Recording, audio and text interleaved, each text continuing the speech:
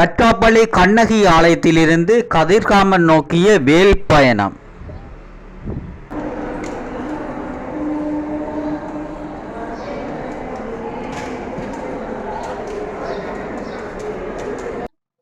பாத யாத்திரை போற ஒரு வெள்ளக்கார அம்மாவால் போகிறது. அந்த வகையிலே இங்கு கடமையில் இருந்த போலீஸ் அதிகாரி கூட அங்கே பணிந்து அந்த சிவபெருமானுடைய திருவருளினாலே அந்த வழிபாடுகளை எல்லாம் செய்து எம்பெருமானுடைய திருவருளினாலே அந்த வழிபாடுகளை இங்கே ஆற்றுகிற காட்சிகளை. ஹாய் வணக்கம் உறவுகளே, காண்டீபன் வியூஸ் என்று எமது யூடியூப் சேனலூடாக இணைந்திருக்கிறீர்கள். செல்வச்சந்நிதி ஆலயத்திலிருந்து புறப்பட்ட இந்த வேல் பவனியானது தற்போது வட்டாப்பள்ளி கண்ணகி அம்மன் ஆலயத்திற்கு வருகை தந்துள்ளது. அது தொடர்பான காணொலிகளை தான் நீங்கள் தற்போது பார்வையிட போறீர்கள். அவர்கள் தற்போது கதிர்காமத்தை சென்றடைகின்ற காட்சியை பார்வையிடுவோம் பாருங்கள்.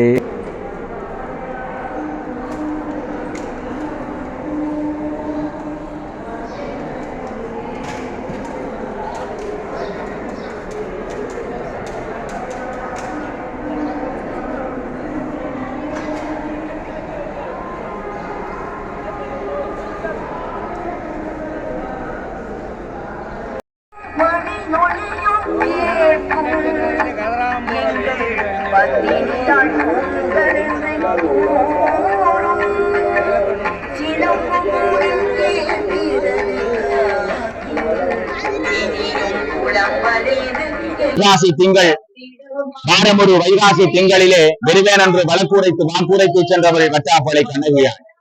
அந்த தாயவனின் வாக்குக்கு அமைவாக சிறப்பாக வைகாசி பெருவிழா கோலாகலமாக இடம்பெறுகிறது.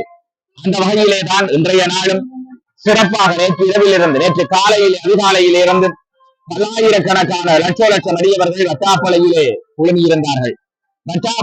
தாங்கள் அங்கிருக்கிற அரிசியையும் கொண்டு வந்து ஒரு பானையிலே போடுவதற்கு முனைந்த போது மாலை நேரம் இருள் கவ்வியது. என்ன செய்வது என்று தெரியாமல் அந்த இடைச்சிறுவர்கள் அம்மாவிடம் சொன்னார்கள், அம்மா இருள் கவ்வி விட்டது, இனி பொங்க முடியாது. அப்போது சொன்னார், அருகிலே இருக்கிற கடலிலே இருக்கிற நீரை எடுத்து வாருங்கள், அந்த விளக்கிலும் அந்த நீரிலே நாங்கள் விளக்கு ஏற்றுவோம் என்று ஒரு செம்பிலை எடுத்து கொடுத்து விட்டார். அப்படியே செம்பை கொண்டு வந்து ஒரு திரியை போட்டு அதில் ஏற்றினார். தீபத்தை ஏற்றினார். தீபம் எரிந்தது. உடனே அந்த சிறுவர்கள் வியந்து போனார்கள். தம்பிகளே, எனக்கு தலை நடிக்கிறது, வேன் பார்த்தீர்களா என்று கேட்டார். அப்போது தலையை விரித்தால் 1000 கண் அங்கே தெரிந்தது. உடனே அதிசயித்தார்கள். ஊரோடி அந்த இடைச்சிறுவர்கள் சென்று ஊரிலே உள்ள அத்தனை பேருக்கு சொன்னார்கள், என்னவென்றால் கண்ணகி அம்மனுடைய அருளை ஊரை அறியக்கூடிய வகையிலே ஊரே திரண்டு வந்து பார்த்தது. உப்பு நீரில் விளக்கெறிந்த வண்ணம் இருக்கிறது. பொங்கிய பொங்கல் படையல் அப்படியே இருக்கிறது. இந்த அற்புதத்தை செய்தது யார் என்று பார்த்தால் அந்த அற்புதத்தை செய்தவள் கண்ணகி தாய் என்பதை உணர்ந்து கொண்டார்கள். அவ்வளவு சிறப்புக்குரியதாக வட்டாப்பள்ளி கண்ணகி அம்மனுடைய சன்னிதானம் இருக்கிறது. சிங்கள தேசத்தில் இருப்பவர்கள் கூட பத்தினி தெய்வமாக இந்த கண்ணகி தாயை வழிபடுகிறார்கள். இன மத வேதமின்றி அனைவரும் இந்த நாட்டிலே கண்ணகி தெய்வ வழிபாட்டை சிறப்பித்துக் கொண்டிருக்கிறார்கள். ஆறுமுக நாவலர் மனோன்மணி பல இடங்களிலே கண்ணகியினுடைய வழிபாடை இடைநிறுத்தி மனோன்மணி அம்மனாக கண்ணகி ஆலயங்களை கொண்டு வந்தாலும் இன்றைக்கும் தனிச்சுரப்போடு இருப்பது வட்டாப்பள்ளி தான். அந்த தனிச்சுரப்பு வட்டாப்பள்ளிக்கு என்றும் இருக்கிறது என்பதை நாங்கள் பார்க்கக்கூடியதாக இருக்கிறது. அவ்வளவு சிறப்புக்குரிய தலமாக உலகமே போற்றக்கூடிய வட்டாப்பள்ளி கண்ணகி அம்மனுடைய சன்னிதானத்திலே கடந்த 11ஆம் தேதி 5/2024 அன்று வட்டாப்பள்ளி கண்ணகி அம்மன் சொந்தமனார செல்வச்சனரி ஆலயத்திலே இருந்து இந்த பாத யாத்திரை குழுவினர் எங்களுடைய திருநெற்றி சித்தர் தலைமையிலே சிறப்பாக, அதைவிட வேல்சாமி ஜெயாசாமி தலைமையிலும் சிறப்பாக இந்த பாத யாத்திரை ஆரம்பமாகி இன்றைய சற்று நாட்களுக்கு முன்னர் இந்த ஆலயத்தை வந்தடைந்து இந்த வைகாசி விசாக பொங்கல் முடிந்த பின்னர் இப்படியே நடையாக 93 திருத்தலங்களை தரிசித்துக் கொண்டு 214 கிலோமீட்டர் அவர்கள் நடந்து செல்ல இருக்கிறார்கள். எனவே அந்த வகையிலே சிறப்புக்குரிய தலமாக இருக்கக்கூடிய கதிர்காமத்தை நோக்கி இவர்களுடைய பாத யாத்திரை அமைய போகிறது. அந்த வகையிலே இங்கு கடமையில் இருந்த போலீஸ் அதிகாரி கூட அங்கே பணிந்து அந்த சிவபெருமானுடைய திருவருளினாலே அந்த வழிபாடுகளை எல்லாம் செய்து எம்பெருமானுடைய திருவருளினாலே அந்த வழிபாடுகளை இங்கே ஆற்றுகிற காட்சிகளை எல்லாம் நாங்கள் பார்க்கக்கூடியதாக இருக்கிறது. அது மாத்திரமல்ல, முருகன் என்றால் சிவன், சிவன் என்றால் முருகன். அந்த வகையிலேதான் 814 கிலோமீட்டர் தூரம் அவர்கள் பொது நடையாக, நான் நினைக்கிறேன் 54 நாட்கள் நடைபயணமாக எல்லா இடங்களிலும் சிறப்பாக இந்த பாத யாத்திரையை சிறப்பித்துக் கொண்டு செல்ல இருக்கிறார்கள். அந்த வேல் என்பது ஞானத்தை கொடுக்கக்கூடிய அந்த வேல் எல்லாம் வல்ல வட்டாப்பள்ளி கண்ணகி வழிபட்டு விட்ட பின்னர் இங்கே பாருங்கள், எத்தனை காவல் கடமையிலே இருந்த தன் கடமையை பணி என்று சொல்வார்கள். அந்த அரச கடமையிலே இருந்தவர்கள் எல்லாம் அங்கே வழிபாடுகளை செய்து கதிர்காம தெய்வோ என்று சொல்லப்படுகிற முருகக் கடவுளை அங்கே தங்களுடைய மானசீகமாக கொள்ளுகின்ற முருகக் கடவுளை வழிபட்டு கொண்டு இந்த பாத யாத்திரை இனியே ஆரம்பமாக இருக்கிறது. உண்மையிலே எத்தனையோ மலைகளை நான் சொல்லுகிறேன், எத்தனை நாட்கள் மழை வெயிலை தாண்டி இறைவனை கதி என்று காலிலே பாதனைகள் என்று கடவுளை கதி என்று போகிறவர்கள் இந்த சித்தர்கள், இந்த பக்தர்கள். எனவே நாங்கள் இந்த வழிபாடு என்பது சிறப்புக்குரிய வழிபாடு.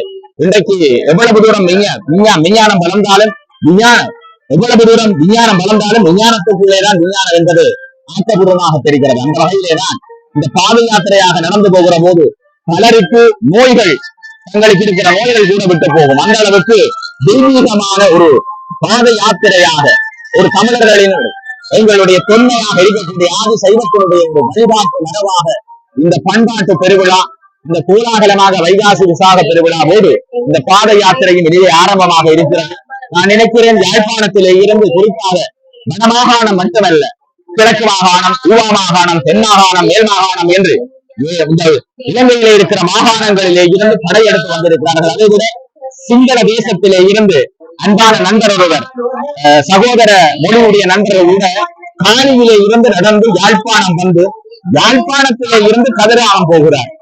இந்த பாத யாத்திரையினுடைய தனித்துவம் அப்படியாக இருக்கிறது. அவர் கூட கதிராமத்தினுடைய யாத்திரையின் போது பல உணர்வுகளை, ஒரு பக்திபூர்வமான வழிபாட்டினுடைய தன்மை, அதை விட செல்வச்சனதையிலே இருந்து ஒரு வெள்ளைக்கார சுவாமி அன்னையிலே, அவருடைய பேர் எனக்கு ஞாபகத்துக்கு வருவதில்லை, அவரோடு சேர்ந்து பலர் இந்த யாத்திரையை கலந்து கொண்டிருக்கிறார்கள்.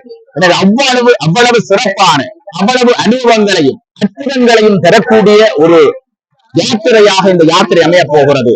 கால்களினால், அதனாலேதான் அப்பர் சுவாமிகளுக்கு கூட திருக்கையிலை காட்சியை பெருமான் அவர் கால்களினாலே நடக்க முடியாமல் தன்னுடைய மேனியினாலே உருண்டு போகிற போது திருக்கையிலை காட்சியை சிவபெருமானை இறங்கி வந்து காட்டினார். எனவே உள்ளத்தினாலும் உயர்ந்த எண்ணத்தினாலும் நல்ல பக்தியினாலும் இறைவனை நாடி போகிற போது அந்த பக்தி சிறப்பாக அமையும், அந்த பக்தியினுடைய தனித்துவம் சிறப்பாக அமையும். அதனாலேதான் இப்படியான யாத்திரைகளை, வேல் என்பது தனித்துவம், அதாவது அம்பிகை கொடுத்த வேல்தான் இந்த பெருமாட்டியினுடைய வேலாக, இந்த ஞான வேல், சக்தி வேலாக இந்த வேல் புறப்படுகிறது. எத்தனையோ வனாந்தரங்களை தாண்டித்தான் போவார்கள்.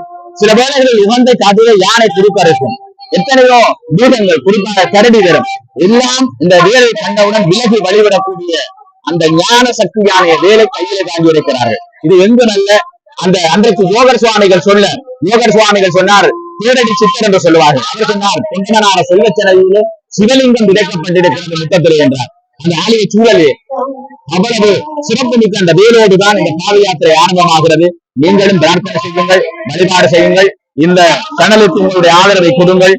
தொடர்ந்தும் இந்த வழிபாடோடு அந்த வைகாசி திங்கள் விசாக பெருவிழாவோடு ஆரம்பமாகிய இந்த பெருவிழா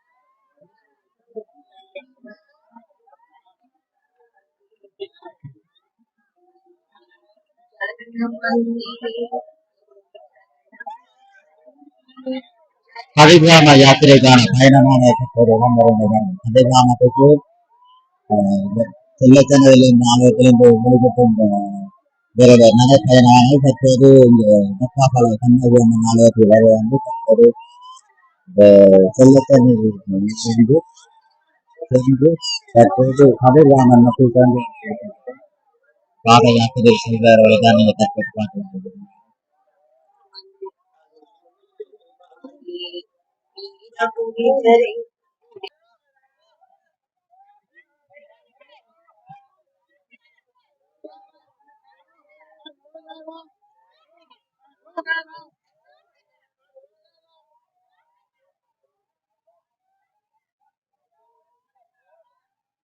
கதிர்காமம் நோக்கிய பயணத்தை மேற்கொள்கிறார்கள் பாருங்க.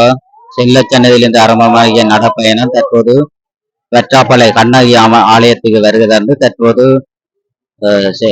கதிர்காமம் நோக்கி சென்று கொண்டிருக்கிற அந்த காணொலிகளை தான் நீங்க பார்த்து கொண்டிருக்கிறீர்கள். பெருந்திரான மக்கள் இந்த வெற்றாப்பளை கண்ணகி ஆலயத்திலிருந்து கதிர்காம யாத்திரைக்கு சென்று கொண்டிருக்கின்ற காணொலிகளை தான் நீங்க தற்போது பார்த்து கொண்டிருக்கிறீர்கள். பாத யாத்திரை போற ஒரு வெள்ளக்கார அம்மாவால் கதிர்காமத்துக்கு செல்லும் அந்த பாத யாத்திரை தான் நீங்கள் தற்போது பார்வையிட்டு இருப்பீர்கள். செல்வச்சன்னதி ஆலயத்திலிருந்து ஆரம்பமாகிய இந்த வேல்பவனியானது தற்போது வெற்றாப்பளை கண்ணகி அம்மன் ஆலயத்திற்கு வருகை தந்து வெற்றாப்பளை கண்ணகி ஆலயத்திலிருந்து தற்போது வேல்பவனியானது கதிர்காமன் நோக்கி சென்று கொண்டிருக்கின்ற காணொலிகளை தான் நீங்கள் தற்போது பார்வையிட்டிருப்பீர்கள். மீண்டும் ஒரு காணொலியில் சந்திப்போம். நன்றி, வணக்கம்.